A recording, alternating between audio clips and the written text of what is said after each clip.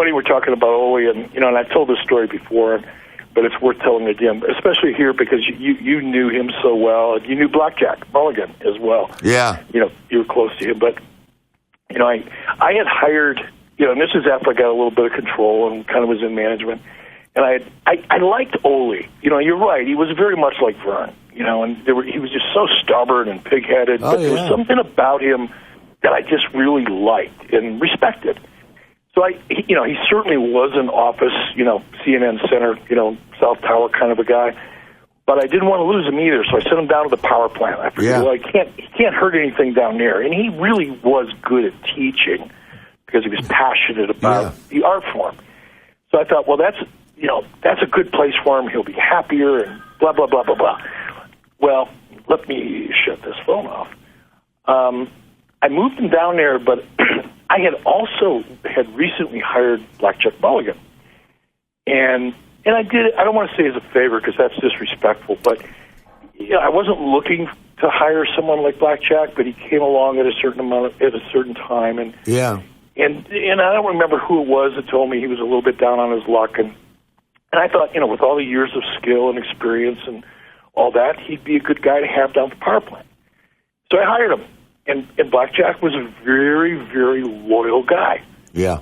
And one day, Ole didn't like the fact that I moved him out of the South Towers and the fact that I was gaining control. He just resented it. And I understood it. I didn't take it personally. But Ole made the mistake of going down to the power plant and just bad-mouthing me up one end and down the other, telling everybody who would listen what a piece of crap I was. And Blackjack knocked him out. Oh, yeah. Well, it's not the first time, Eric. That's gone down. I've seen that happen 5 times. Rick, Blackjack you don't screw around with Jack Mulligan, man. He had a fist. It probably still does, the size of a small refrigerator. Well, he's dying as we speak. No, I've kept up a little bit. He weighs almost 500 pounds. Oh my goodness! I was with Mike Rotundo, his son-in-law, yesterday, and. I keep up with Jack. I can't say enough good about Jack Mulligan. But, boy, going back to how tough he was, I've seen him slap Ole over the years. I not punch him, but I've seen him slap Ole at least 5 times. I did not see that, but I don't doubt that for a second because Jack, I was there when he sucker punched Harley Race and Andre the Giant. Jack was just...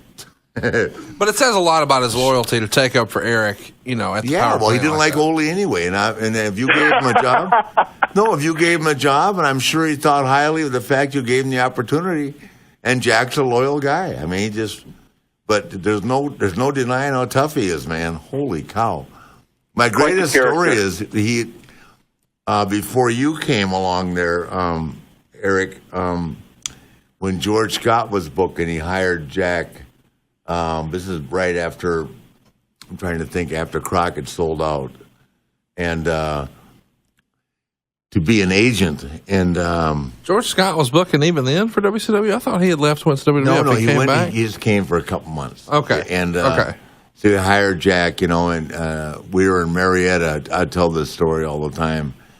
Because it's great, and Jack was wearing a sport coat and tie, and he was sweating. Trying to be corporate. Smoking a Salem cigarette and all that. And he was telling Luger that it's phenomenal. Because I thought he was going to die right there. He was telling Lex Luger that he had to wrestle Dutch Mantell. And Luger looked at him and said,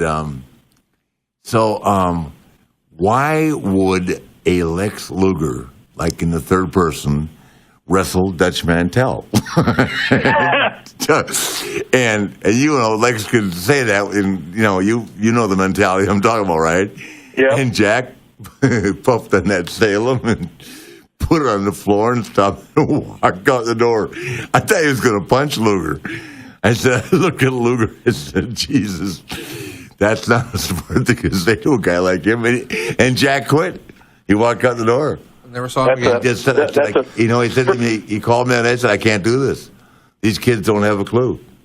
Perfect example of just a clash of cultures. Lex was a new generation guy at that time, and Blackjack. No, but the third person thing, it exhausted everybody. I mean, but that's what it was, and it's the way people talk. But Jack instead of smacking him, which I've seen him do.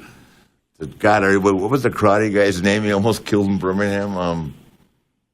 Who was that Flynn? guy? Huh? Flynn? Ernest Miller? No.